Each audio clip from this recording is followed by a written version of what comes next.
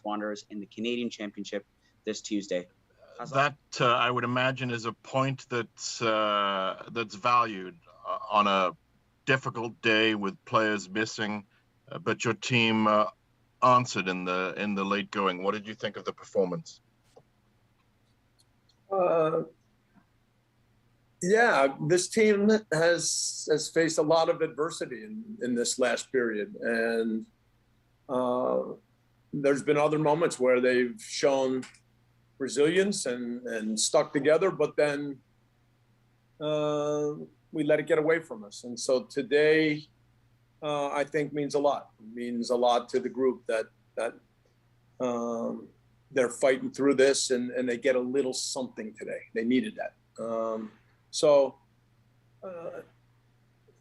Football, when you're around a long time, you can go through a stretch where, man, it just seems no matter what you do, you just can't get things turned around your way. And the ability to keep guys going and engaged and pushing and working hard is a challenge. It's probably the biggest challenge that you ever face as a coach. But these guys are doing a really good job of that. And, again, today, 2 times coming back, I think we adjusted a little bit in different moments of the game. We got some reserves on the field that made a difference. So those are all positive. Thank you. We go next to Steve Buffery. Bob, obviously, we assume you didn't start Jonathan because he had missed the last 2 games and perhaps maybe his fitness level was on your mind. But when you did bring him in, obviously, you were thinking, did you have any particular instructions for him with the last 10 or so minutes to go? I'm sorry, who are we talking about, Steve? Sorry, Jonathan. Osorio. Yeah, look, Oso's a good player. And when he's not on the field, some of the things that we do well through the midfield are more difficult. And he understood the way the game was going. When he came on, we tweaked a little bit the way we played again. He's versatile. He's smart. He and Michael have a very good understanding. Every team that we play tries to have a guy follow Michael because they know that the way we build oftentimes starts from the defenders going through him. And Michael knows that when he's playing with Oso that if he moves a little bit and draws his marker, Oso will see the space that's been left, find himself in a good spot, get the ball, and in those moments, our ability to be a little bit more fluid is there. So that's important. He and I had talked about how many minutes he thought he could give. So that was part of the discussions that we've had. But there's no mistaking how important he is for our team. Next up, we have John Molinaro.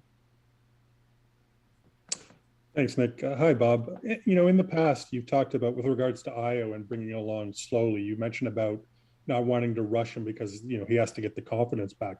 How much would a performance like this, not just the goal, but just the overall performance, help in that regard in terms of getting his confidence back, do you think?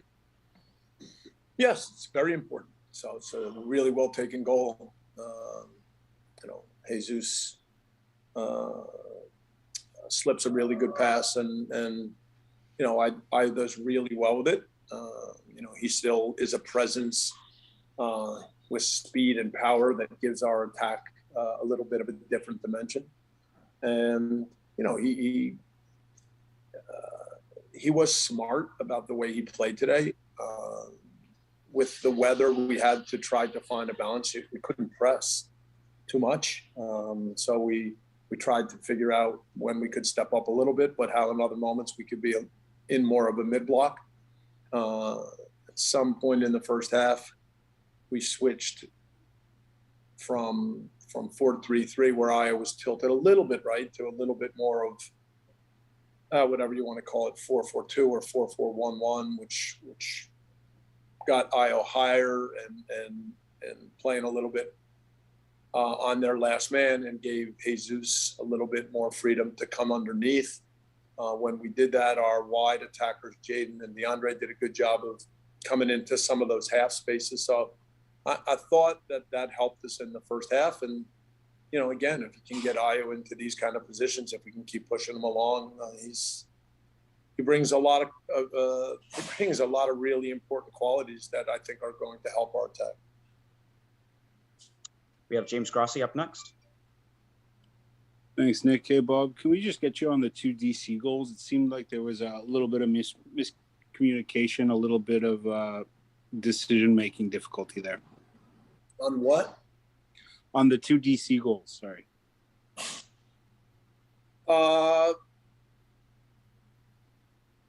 You know, the first play starts with the long ball down our left side. You know, they do a good job. Fontes is always available in the half space, and then they've got runners. And then on the ball that got cut across, we still have Lucas and Kosi to be able to deal with the cross and to deal with Flores, right?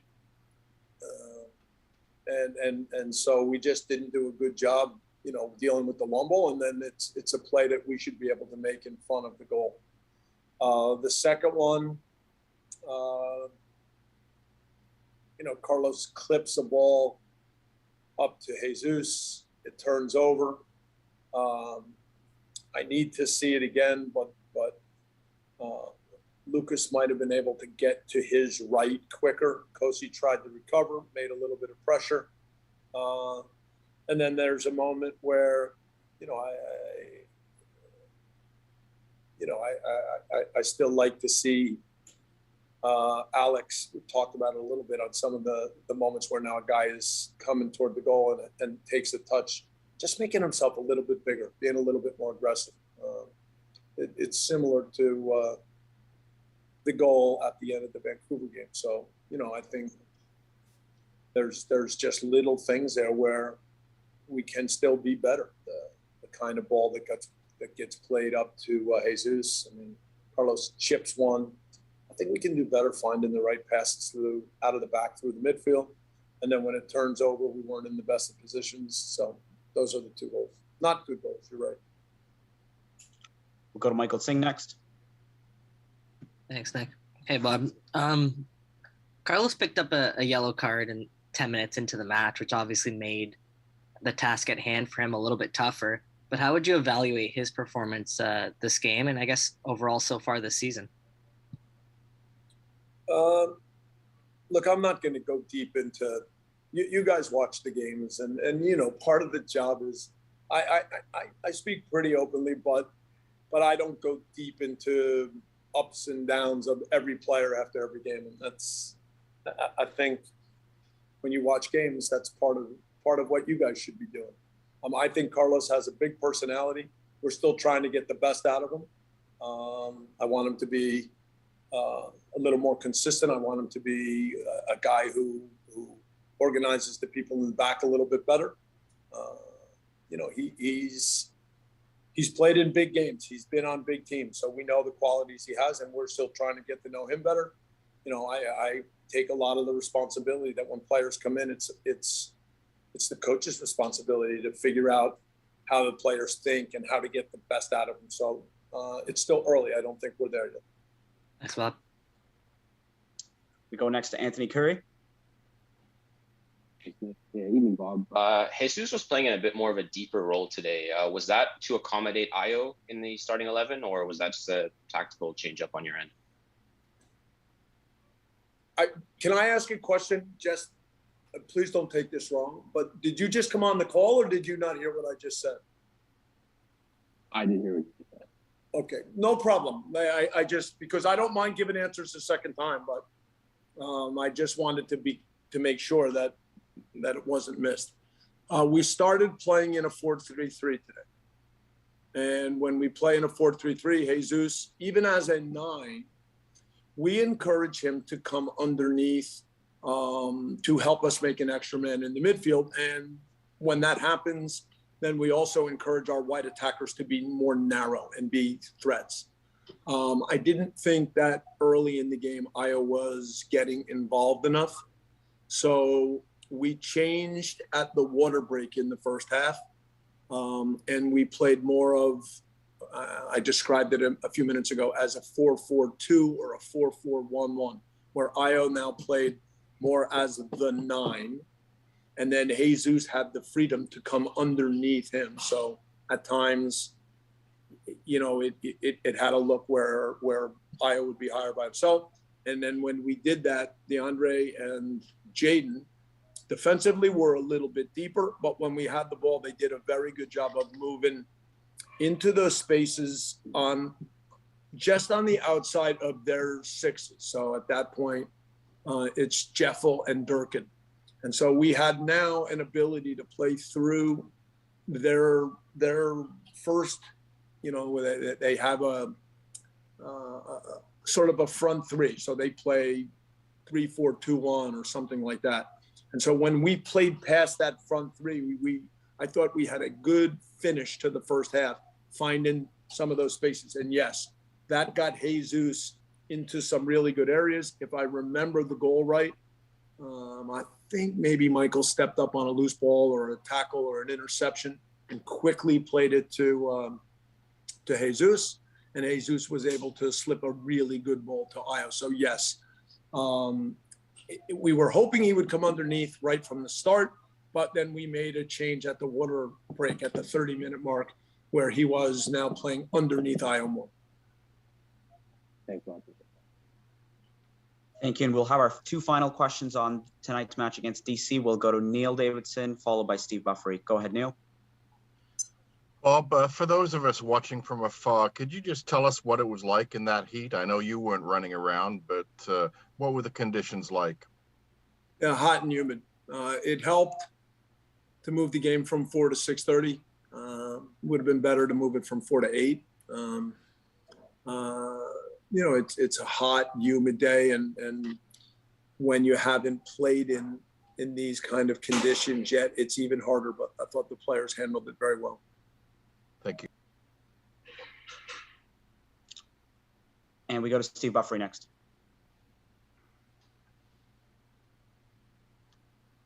Can you hear me now? I can, yes. Bob, your post-game demeanor doesn't seem to change a lot after a last-minute goal for a win, draw, or loss. But were you feeling somewhat relieved or happy? Or how were you feeling when Osso scored that goal with like about a minute left in the game? Yeah, I felt great for the guys. I felt like we were still pushing. I mentioned at the beginning, this group has faced some challenges, and there's never been any part of the situation other than trying to say this is how you get to become a good team. This is the work. It's hard work, I promise you. You know, after a game, after every day, there's a lot to do right now, and so even in games, as a coaching staff, I think we find ourselves probably needing to adjust tactically different times during the game, which once we get the team exactly where we want, that's not going to be as necessary. That's for sure. So when you see these guys fight and continue on this in these kind of conditions, and get that goal. What was I thinking? I was actually thinking maybe there's time to get one more, but it's still a well-earned point. Thank you, everyone. We now open the floor to questions looking ahead to the team's next game against Halifax Wanderers in the Canadian Championship. We'll begin with John Molinaro. Thanks, Nick. Bob, it's a very short turnaround because you've got to fly out to Halifax, you play on Tuesday, and then you've got another game against Chicago at home on the weekend.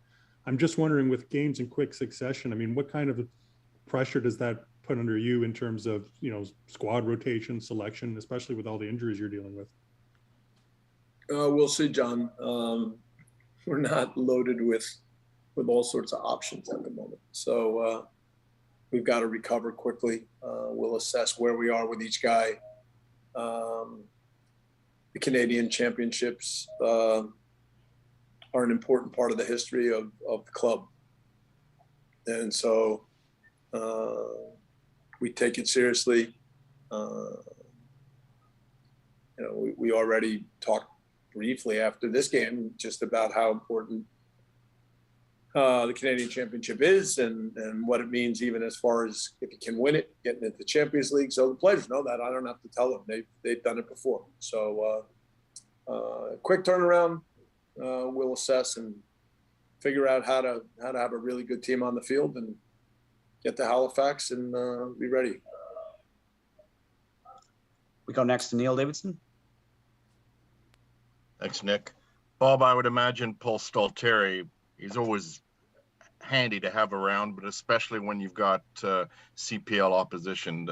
Is he providing the scouting report, so to speak? He will provide the information in the scouting report for sure. We've already talked a bit about it, but Paul's an important part of the staff every week. But when we play against the CPL teams, he's even more important. Thank you. We go next to James Grossi.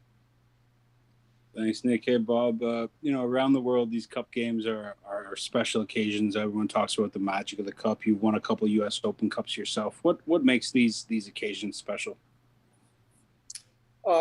That everybody, all different clubs get a chance. And then there's a history always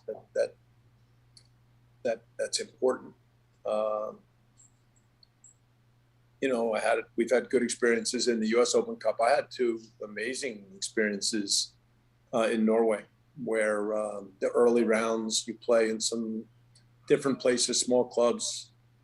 Played one match up in the Arctic Circle near Senja, and you see people come out in a small stadium, and it's their chance to see a team from the top division, and so look, that part of football is special. And again, I was thinking a little bit about the Norway experience because I've never been to Nova Scotia, and so look, I know Halifax with their little stadium and the people there. It's going to be a big day. Jacob's been talking about it for a while, so. This is all part of Open Cup football. Important. Thanks, Bob. Enjoy it. We go next to Michael Singh. Yeah, as you kind of touched on there, it's obviously going to be a very special game for Jacob Schaffelberg. I know he wasn't available for you tonight. Is there a chance he's available on Tuesday, or is it just too early to say? Too early to say. We'll see. Okay, thanks. And we'll go next to Anthony Curry. Hey, Bob. Just wanted to ask if you at all had followed the Canadian Premier League since its inception, or since you took the Toronto FC job, you've kind of started following it more? No, I followed it a fair amount last year, and obviously when I took the job, there were different players that I was immediately asking Paul about, asking some of the other people at the club about.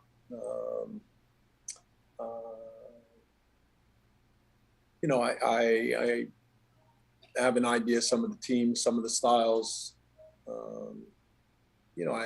I've spoken to a couple of the coaches at different times. So, I love to see a